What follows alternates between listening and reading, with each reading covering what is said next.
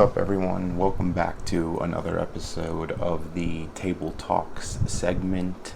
This is the first episode I'm doing solo.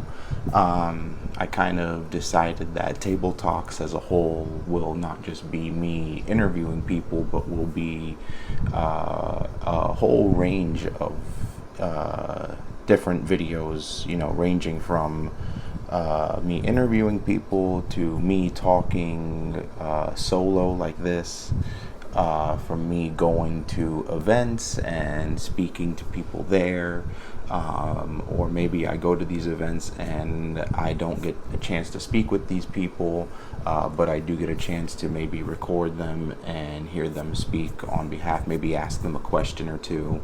That did happen recently at an event I went to in Campbell County here in northern Kentucky, where I got to meet Kentucky Congressman Thomas Massie. That was pretty cool. And I got to ask him a question during his speaking time, and my buddy Luke got to ask him a question afterwards while after he had done like some press and whatnot. So I thought that was pretty cool. And when I did that, I recorded a bunch of stuff, obviously, and I have been meaning to turn that footage into a Table Talks episode as well. So hopefully that'll come out sooner than later. Still need to work on that. But tonight, the date is March 29th, 2026. It is 11:10, 23:10, somewhere here in the Midwest. Obviously, you guys know where I am. I put the location all the time. I'm in Cincinnati, Ohio area. So if you ever want to come hang. But this Table Talks episode will be me breaking down this article that I stumbled across recently titled Technate, Ohio, How Leslie Wexner and Jeffrey Epstein Built the Silicon Heartland. Hey everyone, before we continue the segment, don't forget to subscribe, like, dislike, leave a positive comment, leave a negative comment. I don't care. Thanks for watching, and now on to the program. So I got, basically everything I need here with me. Got a couple laptops, got the article on this one, got Google ready for this one so I can pull stuff up. I'm going to try and break this down as comprehensively as possible. I haven't read the whole thing yet. I read bits and pieces of it. I want to learn as much as well. So hopefully, this will be easy to break down in comprehensive manners. This article is on this website called Unlimited Hangout. It's ran by an individual named Whitney Webb. And if you know anything about Whitney Webb, she's made quite a name for herself within the past half decade or so. I'll read this little overview of what it says on Google. Whitney Webb has been a professional writer, researcher, and journalist since 2016. She has written for several websites and from 2017 to 2020 was a staff writer and senior investigator reporter for Mint Press News. Whitney Webb has done, from what I know, a lot of investigative journalism, exposing stuff that doesn't make mainstream media, arguably for reasons that people in power may not want you to know. If you want to look her up, that's fine. I don't really keep up with her to that extent, mainly because where if she does post consistently, I'm sure it's on this website actually where this article's posted, Unlimited Hangout. I could probably not just subscribe, but keep this website on my bookmark and get notifications from it regarding when Whitney Webb posts, because this article was co-written by her and a guy named Mark Goodwin. I'll read Mark Goodwin's overview too. Mark Goodwin is a Christian author and host of the popular Pepper Recon podcast, which interviews patriots, preppers, and economists to help people prepare for the uncertain times ahead. His fiction series, The Days of Noah, spent several months at number one on Amazon's bestseller list for Christian futuristic fiction. So it makes sense why this guy and Whitney Webb work to have. I'm sure they've written many articles together. This is the first one that okay. So let me break this down for you actually before I go any further with this. Back in 2018, I got my Bachelor's of Art from the University of Cincinnati in political science with a degree in history. I found myself with a particular set of skills as I, went through undergrad and realized what am I good at, where are my expertise, where can they be used most. I'm someone who is very investigative, very analytical. I've been working as a financial crimes professional since October of 2019. So when breaking this down, essentially kind of goes hand in hand with, the aspect of myself that advocates for education, learning about stuff. Obviously, there's a big difference between genuinely wanting to learn things, genuinely being open to stuff that you may not know to be true, or you may not even want it to be true.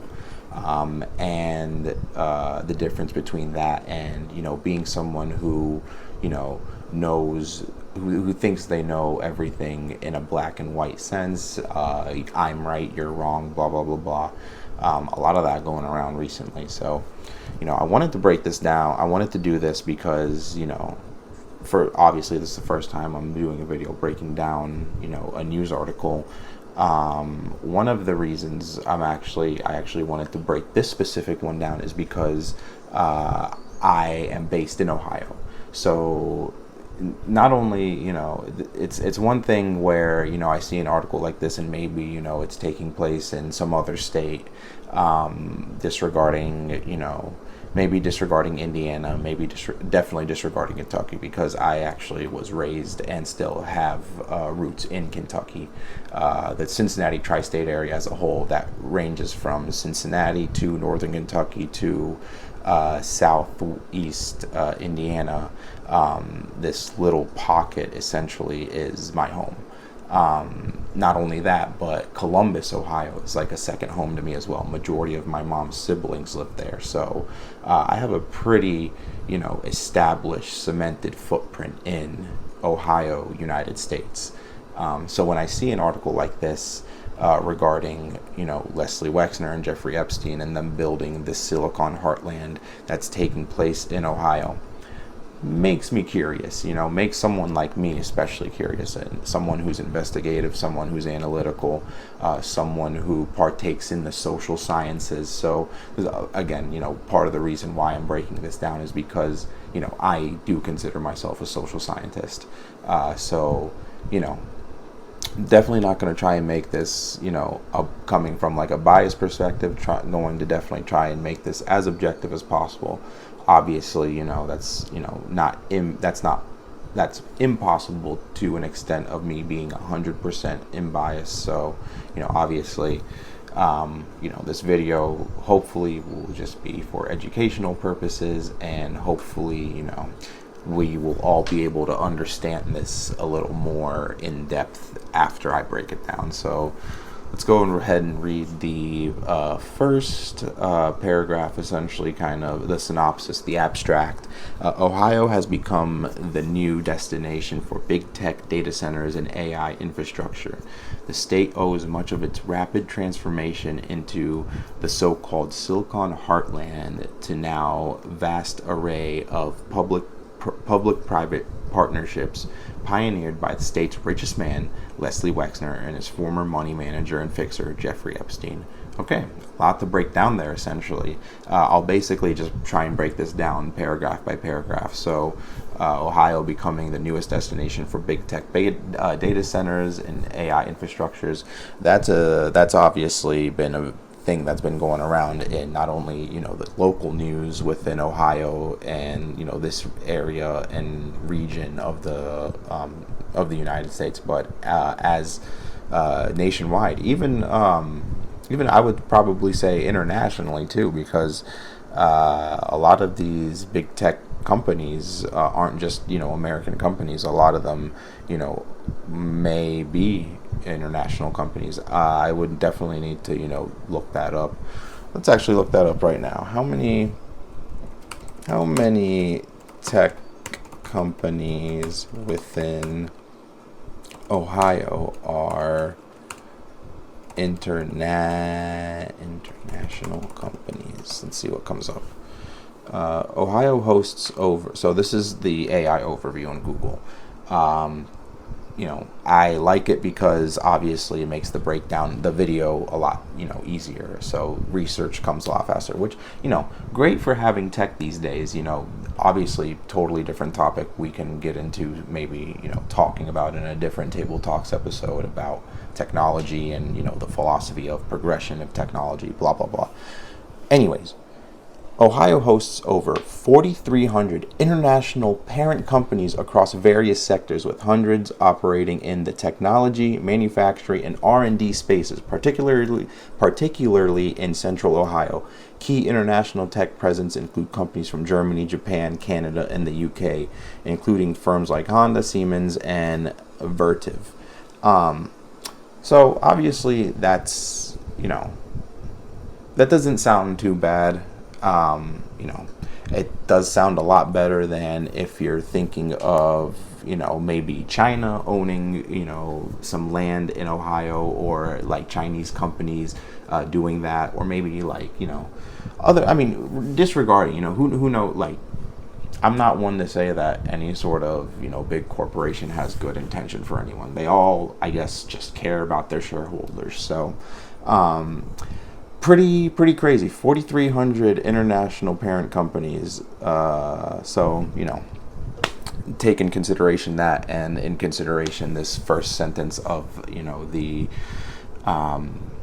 the abstract being Ohio becoming the new destination for big tech data centers. The state owes much of its rapid transformation into the so-called Silicon Heartland to the now vast array of public-private partnerships pioneered by the state's richest man, Leslie Wexner, and his former money manager and fixer, Jeffrey Epstein. So I don't think we need to really break down who Leslie Wexner and Jeffrey Epstein are. Disregarding my opinion of them, disregarding everything that's been going on recently revolving around both their names.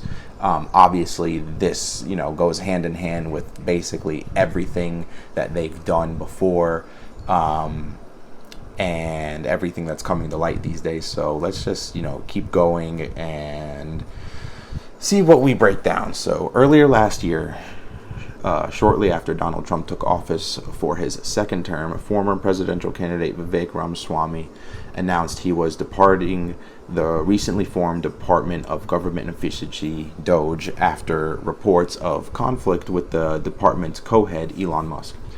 Ramaswamy joined Fox News to clarify these rumors and to tease his next endeavor, holding public office. Ramaswamy noted Musk's approach was a technological approach, whereas his was focused more on constitutional law, legislative-based approach. He furthered, when you're talking about a constitutional revival, it's not just done through the federal government, it's done through federalism, where states also lead the way. Despite their differences, Ramaswamy importantly remarked that they were both on the same page and that their attempts in saving the country required them to divide and conquer. Okay, so basically, first paragraph breaks down surface level, breaks down on a surface level the relationship that went on between Vivek Ramaswamy and Elon Musk during the time of the Doge era, basically when the Trump administration was slashing a lot of funding from a lot of stuff taking place around the country.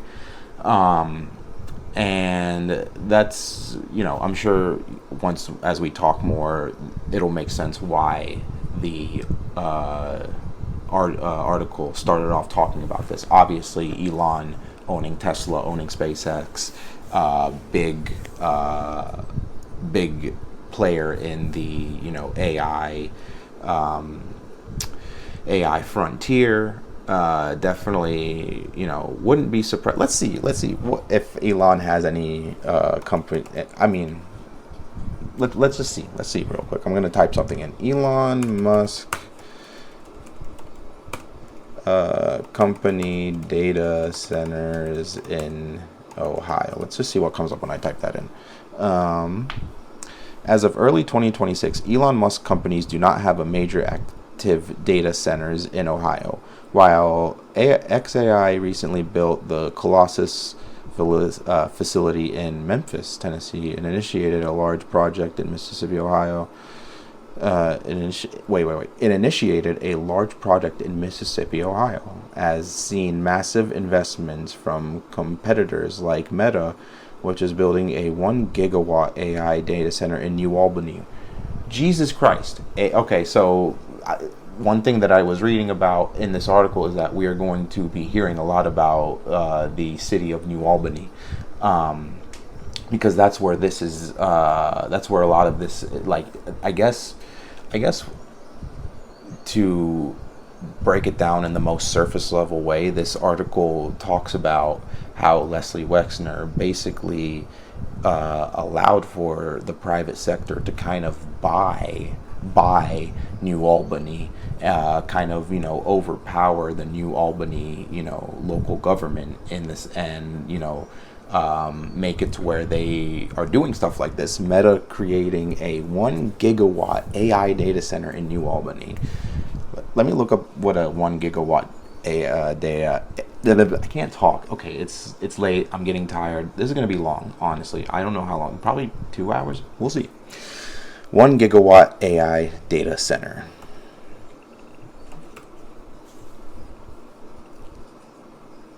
I mean, they're huge. I'm just looking at a picture of them. They're huge, and they're appearing in our backyards. They're, bringing in more jobs, apparently. I mean, I guess that's good. Well, pick and choose, the contrast, the pros and cons of life and whatnot. Anyways, let's continue. Towards the end of the interview, Ramaswamy mentioned that he was flying back to Ohio, where he's ran for governor. I don't know what he's doing these days. That week, with an announcement regarding his expressed intention of pushing to reform at the state level coming shortly. The former presidential hopeful explained that when we look at the country over the last 20 years, Silicon Valley was the bleeding edge of the American economy. I think the Ohio River Valley can be at the bleeding edge of the American economy for the next 20 years. A few weeks later, Ramaswamy, I don't know how to pronounce this word. I don't know how to pronounce all our words. Sorry.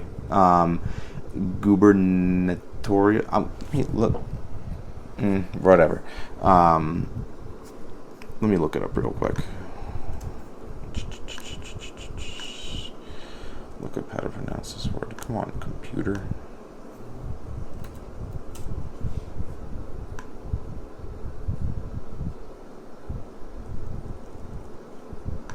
Gubernatorial. Gubernatorial. Go what? Gubernatorial. My computer's clearly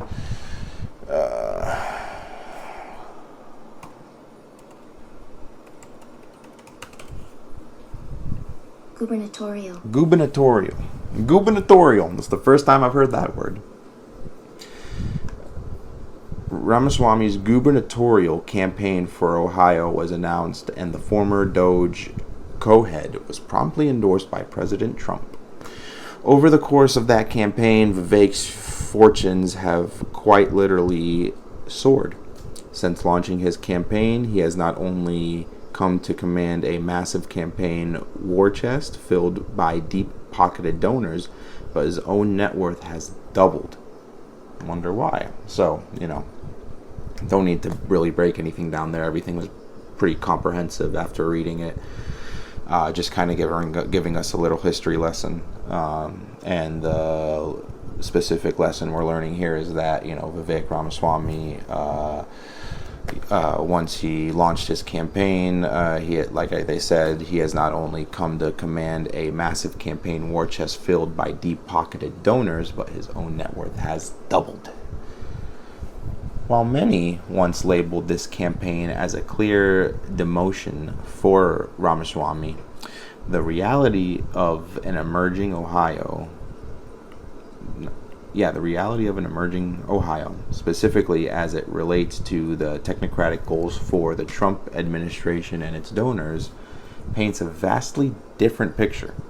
As noted in Lane Davis's book, The Technocratic Dark State, Doge, the agency Ramaswamy co-led, I'm tired, is part of a larger effort led largely by a small group of ultra-wealthy to completely privatize the public sector in the name of greater efficiency and have it ruled by techno-kings or dictator CEOs. Davis frames this as a modern irritation of technocracy, bolstered by tech billionaires with close ties to the Trump administration, such as Elon Musk and Peter Thiel. I don't even want to get into talking about Peter Thiel. I'm going to leave my opinions of him out of this video. Thiel is a longtime benefactor of former Ohio Congressman and current Vice President J.D. Vance. That is no secret. J.D. Vance was fully endorsed by Peter Thiel. Notably, Ohio's richest man, Leslie Wexner, among the help from the infamous Jeffrey Epstein, associated with Thiel, has spent decades creating partnerships where private interests, including those he directly controls, dominate its state and local governments. In some cases, such as the Columbus suburb of New Albany, they have completely replaced them. That's crazy. I've been to New Albany many times. I drive by it often. It's anyways, let's, just take a moment to let that all sink in regards to how the main thing to take away from this paragraph is, as noted in this book, The Technocratic Dark State, Doge, the agency Ramaswamy co-led, is part of a larger effort led largely by a small group of ultra-wealthy of the ultra-wealthy to completely privatize the public sector in the name of greater efficiency and have it ruled by techno-kings or dictator CEOs. So just, think about this, small group of people, Elon Musk, Peter Thiel, a bunch of other CEOs of tech companies, billionaires, who are going to places like New Albany and, like it says, privatizing the public sector in the name of what they call, in the name of greater efficiency and have it ruled by techno kings, blah, blah, blah, blah, blah. And it, makes perfect sense with Leslie Wexner being having, his roots in Ohio as well. Ohio, we can get into a whole lesson of, why Ohio is, is geographically strategic. I'm sure, there's a whole, lesson to be learned in regards to, not the why in regards to, why are these people doing it here in Ohio, but, why would anyone come to Ohio? That's, it's Ohio. It's in the mid, and let's break this down just for a moment. Ohio is in a part of the United States that is on the west side of the Appalachian Mountains and is nowhere near the Rockies. So you have these two mountain, formations. One's obviously a lot older, being the Rockies, a lot taller. The Appalachian Mountains being a lot younger, so they're not as tall as the Rockies. But you have this place like Ohio where there's also this, the Ohio River that is, has a lot of potential for, being a great source of energy, especially, for the future. Looking at it just even from that perspective, Ohio is definitely a place where, see, there's high security here, just in regards to, how, where it's, like I said, where it's located geographically. I definitely would love to do a Table Talks episode, diving deep into that, because there is something to be said about Ohio and how and why and what about it makes it strategic. So anyway, continuing on. Quietly over the last decade, Ohio has become a state of incredible national importance. What did I say? As it continues to attract data centers from American royalty to big tech stalwarts into its friendly regulatory borders. But long before Amazon, Meta, Anduril, Microsoft, and others took their power-hungry, literally and figuratively, refuge in the Buckeye State, the most well-known financier of Jeffrey Epstein, Leslie Wexner, and his extensive crime-linked network were laying the foundation for the new Silicon Valley, now known as the Silicon Heartland along the Ohio River. It's crazy. Never would have thought that silicon, the term silicon, why do they call it the Silicon Valley? Silicon Valley is named after the high concentration of semiconductor and computer chip manufacturers that pioneered the industry in California's Santa Clara Valley starting in the 1950s and 60s. The term refers to silicon, the essential raw material for these electronic chips, and the geographic valley itself. Obviously, the silicon. Okay. If we're just going to name a location after the raw material made from electronic chips, that's crazy. I don't like that. I don't like that at all. It's one thing to, do this stuff, bring big data and, AI data centers, big tech into, wherever, and, create the jobs. Ideally, wanting CEOs to be good people, for the most part, hopefully. Just naming it after silicon because of, it's the raw material for electronic chips? It doesn't sit right with me. Does not sit right with me. Onward. Wexner's own statements last year underscore Ohio's coming importance in the age of ascendant. Let me reread that. Wexner's own statements last year underscore Ohio's coming importance in the age of ascendant, AI-powered technocracy.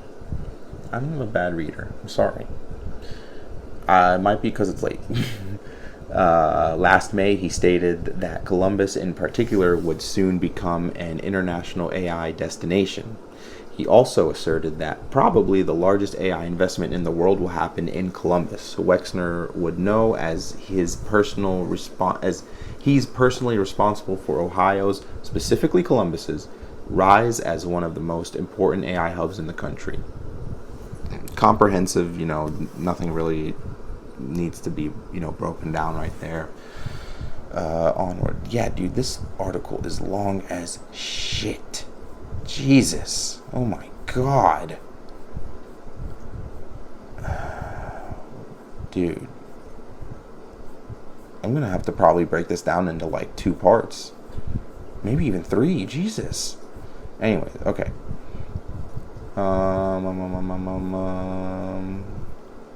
Okay. Yet Wexner, with Epstein's help, has done much more than attract massive AI data centers to the state. As this investigation will show, Wexner and his closest allies, Epstein among them, worked to create a model for the takeover of local governments via public-private partnership, starting first in New Albany, beginning in the late 1980s, before I was born. It has since spread to cover the entire state of Ohio via a network of public-private partnerships Wexner helped create. This system has allowed Wexner to use billions of dollars of Ohio taxpayer money with little to no public scrutiny to finance what can only be described as a massive welfare system for corporations. Let's reread that. That's very important. The system that Wexner created, basically, has allowed Wexner to use billions of dollars of Ohio taxpayer money. Your taxpayer money. Ohio citizens' taxpayer money. With little to no public scrutiny to finance what can only be described as a massive welfare system for corporations. Ohio citizens' tax dollars are paying these tech companies to have their stuff built while they are making billions of dollars. These tech companies. Does not sit right with me. That was just the intro of this article. Crazy. Building New Albany. This next section is called Building New Albany. And definitely might have to cut it after this section, because this is a long one. Okay, anyway, let's continue. The New Albany Company was founded in 1968 by Leslie Wexner, Ohio's wealthiest man, the New Albany Company. And his longtime associate, John Jack Kessler. Okay, let me reread that. The New Albany Company was founded in 1986 by Leslie Wexner, Ohio's wealthiest man, and his longtime associate, John Jack Kessler. The company was initially housed at the same address as the other Wexner-linked companies on the 37th floor of the Columbus Huntington Center. Their landlord, Gerald Hines, was a Houston-based real estate developer and chairman of the Federal Reserve Bank of Dallas from 1981 to 1983. As noted in One Nation Under Blackmail, Hines' real estate and other interests were enmeshed with those of the Bush family, as well as the arms trafficker Adnan Khashoggi, and an early client of and alleged mentor of Jeffrey Epstein during the 1980s. Okay, a lot to take in there. So basically, just kind of unraveling some history that probably many people don't know. Names connected to one another that you would have never thought unless someone did some digging. So kind of some important stuff there. We'll probably refer back to that paragraph later on. According to the Cleveland Plain Dealer, the decision to create New Albany took place when Kessler and Wexner were cruising in Les's Land Rover near New Albany. The pair saw acre after acre of empty farmland, and thus the billionaire getting a vision thing declared to his buddy, "This will be my new home." The same report also declared that the pair, after forming the New Albany Company, spun off, quote unquote, a bunch of paper corporations to cover their footprints. Then their minions knocked on doors and made the proverbial offers you couldn't refuse. Classic moves done by people with enormous amounts of money, creating these shell companies to hide their tracks, like they say. So you hear about this stuff all the time. If you're not aware of it, definitely make yourself aware of it. Who knows, you might be related to someone who's doing it right now. I definitely have known a number of people in the past that have done that. Even on like the small level where it's one company, two company, whatever, to do stuff like money laundering. That's I am a financial crimes professional. People within the fraud and anti-money laundering business that want to do that stuff are always creating shell companies to hide their tracks, to try and hide their tracks, and most of the time it fails. So onward. What was once the village of New Albany is now a unique public-private partnership between the New Albany Company, Leslie Wexner's company, and the city of New Albany, the local government. Kessler told Columbus CEO, a news outlet, in 2014 that the New Albany Company has always had a very close working relationship with the city of New Albany, whose leaders are very pro-development as a result. The New Albany Company, soon after its creation, developed a master plan for the town's growth and aesthetic that has been strictly adhered to since its founding. As with most public-private partnerships, the public sector in New Albany is largely subservient to its private partner. That makes sense. Let's look up what this guy looks like, Wexner's partner.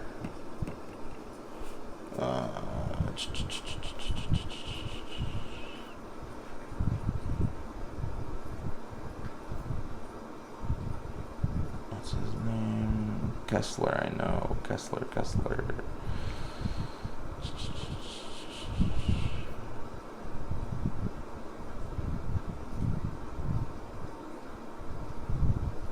John Jack Kessler, that's right. John Kessler. This guy. I mean, there's barely, he's barely anything online about him. A couple pictures. The New Albany Company is the first, link that comes up. So, anyways, onward. Wexner and Kessler may have wanted to exert such extensive control over this influential Columbus suburb for other reasons too. Shortly before the New Albany Company was created, both Wexner and Kessler found themselves under investigation for ties to the mob-style murder of Arthur Shapiro, who was due to testify to the IRS just days after his murder.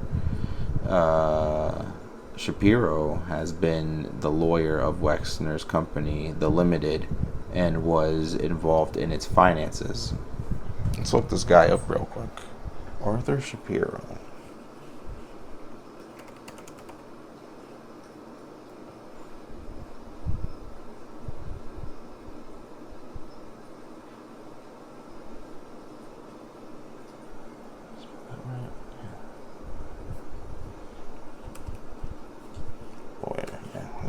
Probably barely anything about this guy online too. Arthur Shapiro was a respected Columbus attorney. 25-year-old killing still puzzles, I bet. Who murdered the lawyer of Victoria's Secret billionaire Leslie Wexner? Can we talk about Leslie Wexner's ties to Ohio? Blah blah blah. Of course, things are coming up like that. So yeah, I mean, pretty crazy. Onward. In investigating Shapiro's death, there was some conjecture to... Let me start over. In investigating Shapiro's death, there was some conjecture to that Shapiro was in a position to provide information to the IRS grand jury that would have been damaging to some other party. Columbus police then determined that Wexner was enmeshed with organized crime interest. However, the investigation into Wexner and any linkage to organized crimes were halted, and the police documentation from the investigation was heavily suppressed by the Columbus chief of police at the time, James Jackson. When the documents later became accidentally public via a Freedom of Information Act request, Jackson was surprised and remarked that I thought I got rid of it with respect to the documents in question. Those documents will be referred to as the Shapiro murder file for the remainder of this article. Crazy. A kingpin, and in a little box here it says a kingpin, the mob, and the murder. The deeper mystery behind the Arthur Shapiro homicide. I think this is a link. Yeah, it's a link to that. That investigation. We won't get into that. We'll just continue. By the late 1980s, Jeffrey Epstein, who by then had crept into Wexner's inner circle, had become a general partner in New Albany's real estate holding company, New Albany Property, and had put at least a few $1,000,000 into the project. Former state of Ohio Inspector David Sturtz reportedly claimed that Jeffrey Epstein was Shapiro's replacement. In addition, local Ohio reporter Bob Fitrakis told New York Magazine in 2002 that Epstein had been a crucial part of the New Albany project.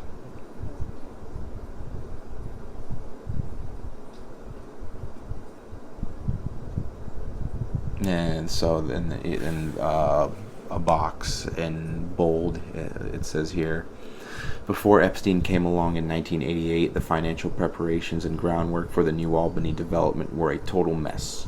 Epstein cleaned everything up, as well as serving Wexner in other capacities. So it's just giving us like a brief overview of what's to come next.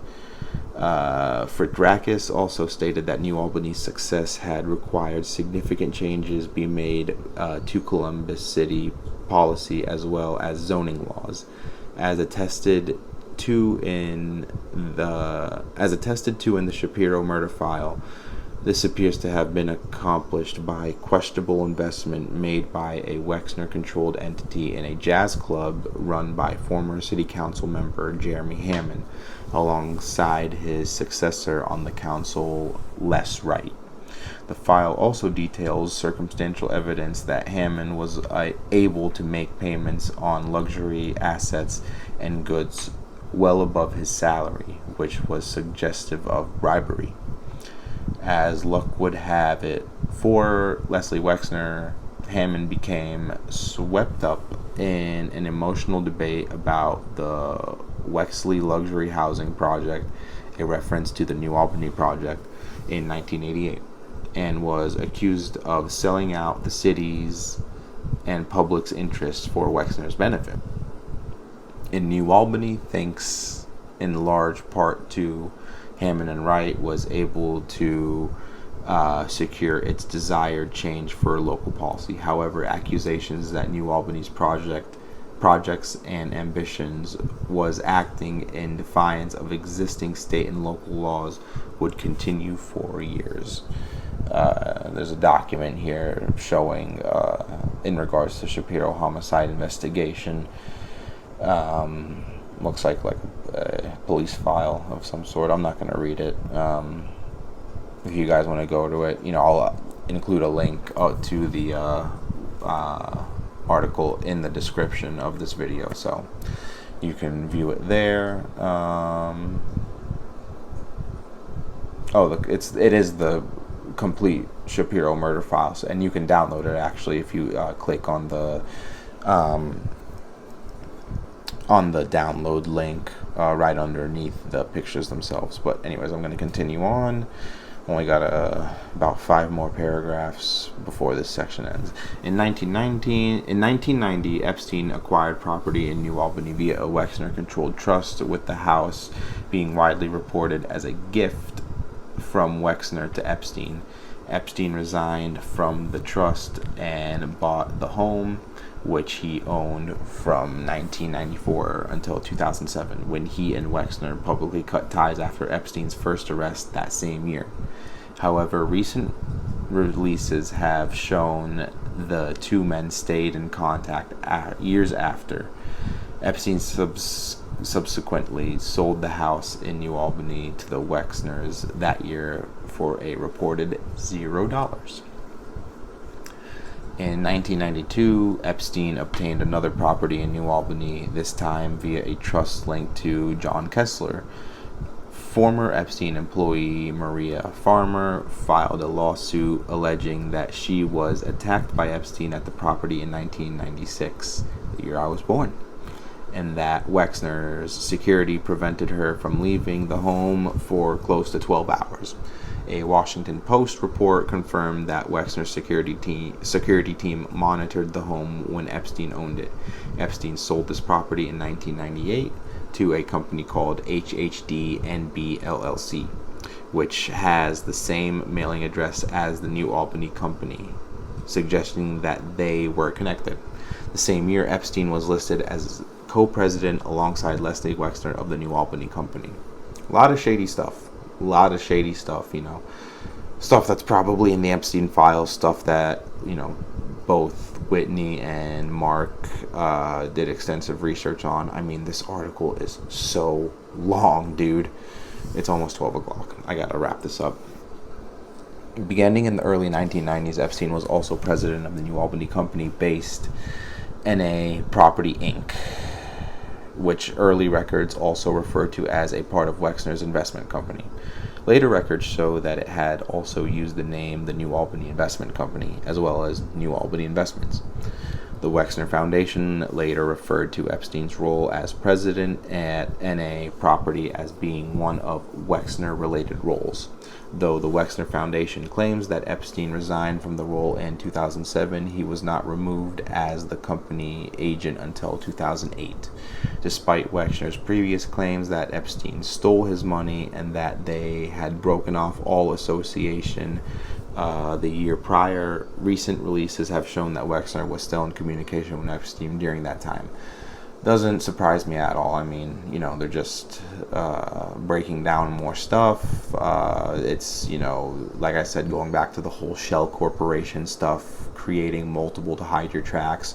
Makes sense to create multiple shell companies with names that all, kind of look the same but are not.